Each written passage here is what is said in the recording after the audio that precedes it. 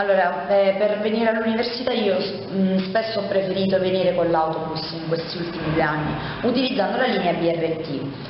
che fino ad oggi è stata l'unica linea di Catania davvero impeccabile negli orari, nel rispetto delle regole e tutto il resto. Da quest'anno purtroppo ci sono stati dei tagli. Questi tagli si sono fatti risentire, le conseguenze sono evidenti,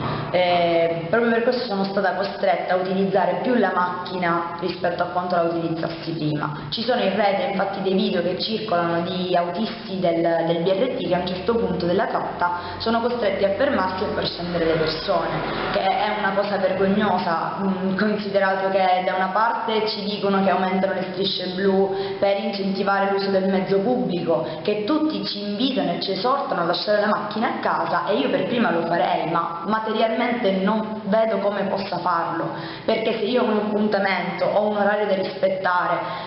pensare di dover stare anche dietro a tutti questi meccanismi non si vive più.